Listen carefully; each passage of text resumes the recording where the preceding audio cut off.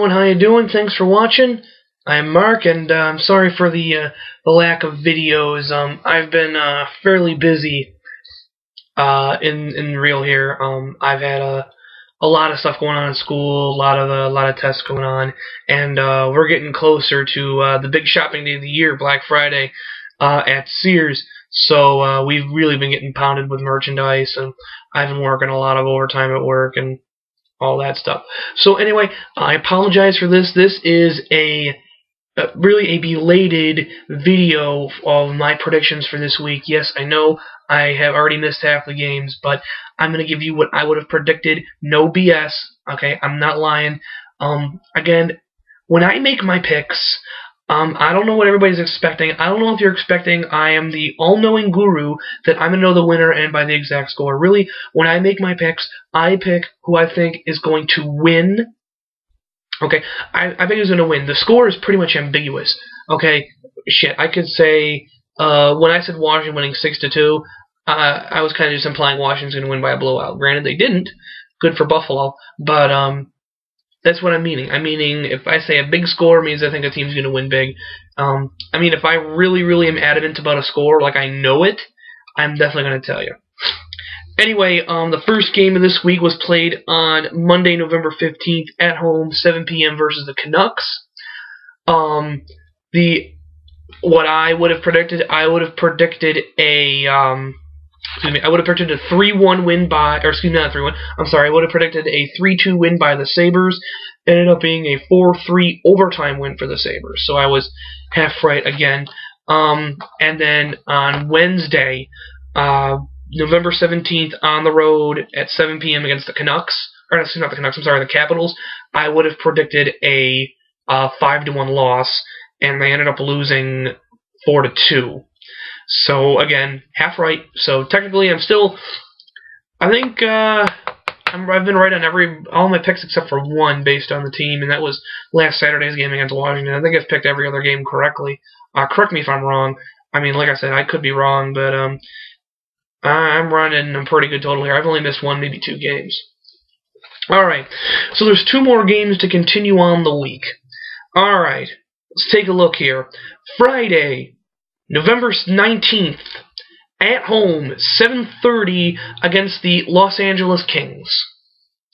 Now, don't get me wrong, Los Angeles is having an outstanding year. They are 12-5 this year, 24 points. That gives them 24 points. They're a +14 goal differential, which is much better than last year. They are a far better home team than they are a road team. At home, I think they only have one loss. I think they're 8-1 at home, and they're about 500 on the road. Los Angeles in their last 10 is 7-3. So they're going to be a really tough team to beat. They've got a lot of depth scoring on that team. They've just been doing really well this entire season. They pretty much made all their moves in the off season to build a team based around really a core and not so much big scoring. Okay. What I mean is, they're looking for guys who will fill roles. They're not looking for high-point guys, but they ended up getting guys who are scoring a lot of points. Justin Williams, who is just been a random fantasy player. I mean, I picked him up on my team. He's got 19 points, 9 goals, 10 assists. He's a +7. He's a +7, man. Anze Kopitar, 18 points. Jarrett Stoll, 16 points. Dustin Brown, Jack Johnson, 13 points each. I mean, Jarrett Stoll, +8. Justin Williams, +7. Dustin Brown, +7. Willie Mitchell, +7. Scott Parse, the new kid, +5. I mean, they've got a whole good core talent there. Really, they're getting a lot of good starts from their goaltenders. Jonathan Quick is having an absolutely outstanding year. He is 10-2 this year.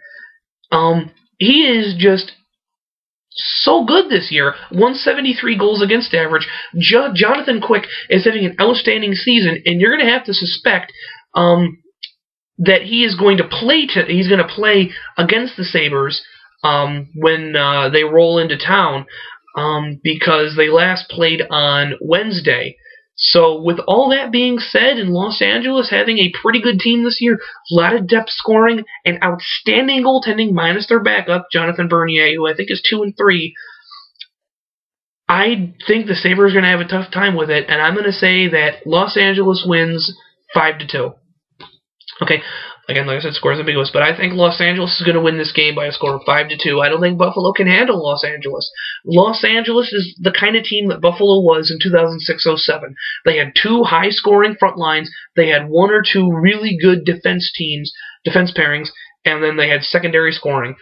Los Angeles has pretty decent secondary scoring, and they have a really strong defense. Drew Doughty, Jack Johnson, Comiskey, they're all really good players. Comiskey, I think he's on the team. Yeah, Comiskey.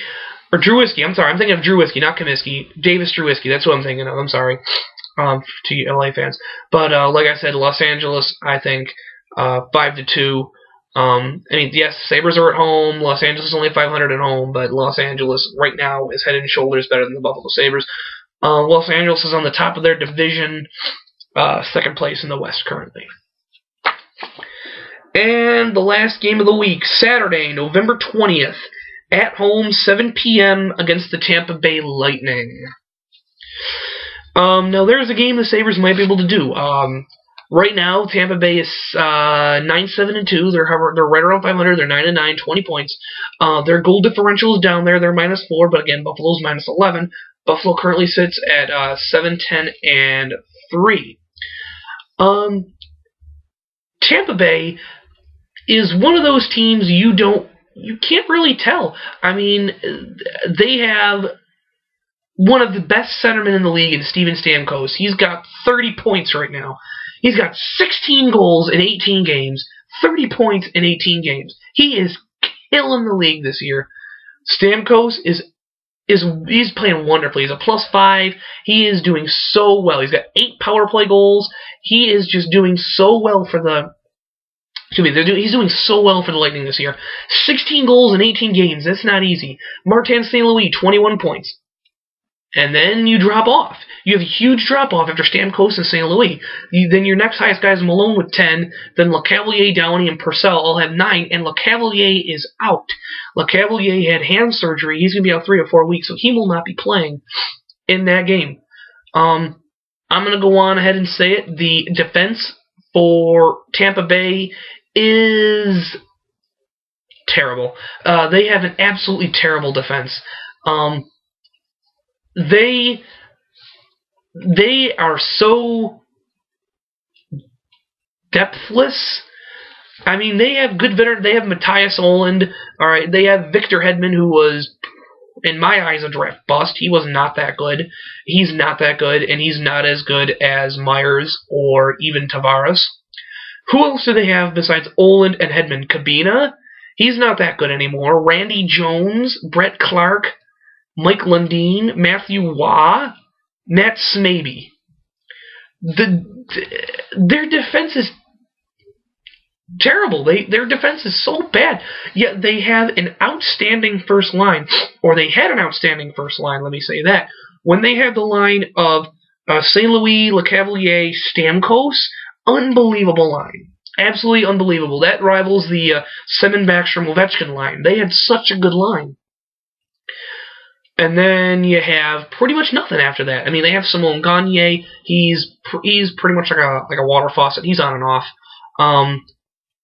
Bergenheim. What else do they have? They have Bergenheim. They have Downey, who fights people. Malone, Moore. Dominic Moore's had an okay season. I will say that. What was that one guy who got suspended? Matthias Ritola. Something like that. He got suspended. He won't be playing. That'll be in my my preview video. But like I said, Tampa Bay, unimpressive. They have good scoring, 3 guys deep. They do not have the ability. Like I said, they're one of those teams that will either surprise you being that good on a game, or they will just be bad.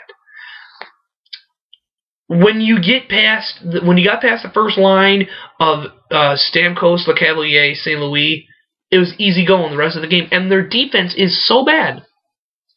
last year, in a game I actually went to, they played Tampa Bay at home. The Sabres scored the fastest 3 goals to begin a game in franchise history. They scored 3 goals in, I think, 2 minutes and 20 seconds to begin the game. That was a great game. They ended up winning that game 5-2.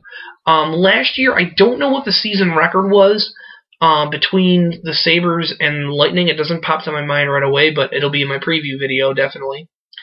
But Tampa Bay sucks, man. They're not what their record says. That I don't know where they've been getting it from. They must have been. I mean, again, remember, pardon my language, but they are in what I call the shitty Southeast. The Southeast is by far just the worst division in the entire league.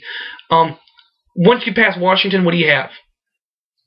Carolina, Atlanta, Florida, Tampa Bay. 4 garbage teams. Granted, Atlanta has their moments. Tampa Bay has their moments. Carolina sometimes, but Florida is terrible. All right, don't even get me started on Florida. Florida is an absolute joke. They should not be in the league. Florida needs to move. Florida needs to go to either Winnipeg or Quebec. Put somebody back up there. We do not need Florida Panthers in the league. Atlanta can move as far as I care. I mean, shit. They can put Washington. You know what would be really cool is if Washington was in the Atlantic Division. That would be really, really cool. You'd have 6 Ovechkin and Crosbys in a year. I mean, in all honesty, who are you going to move out of that division, though? Who are you going to move? Philly? You can't move Philly. I mean, there's really nobody you can move out of that division. Maybe you can't even move New Jersey into the Southeast Division. But I digress. Anyway, outcome of the game, I think the Sabres roll with the Lightning. I absolutely roll I'm going to say Sabres over Lightning 7-1, man. The Sabres have always scored a lot of goals against Tampa Bay. They've always, last year, every game they played, I think they scored at least 4. I know they scored 1-4. They scored a 7 in one game. I know Pominville had a hat trick in a game where they scored 6. So the Sabres always perennially score a lot against Tampa Bay. I'm saying the Sabres like 7-1. It's gonna be a blowout. If it's not a blowout, okay, I know it sounds like I'm going to extremes here. It's gonna be a blowout or like a 2-2 tie going to a shootout. That's what I'm gonna say. It's gonna be one of those two. But the Sabres are gonna come out on top. Although Tampa's diddly in the shootout, but with their top 3 guys. But I think Sabres are just gonna roll up the Lightning. So there you have it. The 2 picks that I would have made earlier were both right. I would have said the Sabres over the Canucks and the Capitals over the Sabres both happened. And I am predicting on Friday the Sabres over the Kings. I'm sorry, scratch that. Reverse. Kings over the Sabres by probably 2 or 3. And then the Sabres is going to roll over Tampa on Saturday. Okay, so I've been getting away from a lot of videos. I know this was kind of long, but I have to get back into the swing of things here.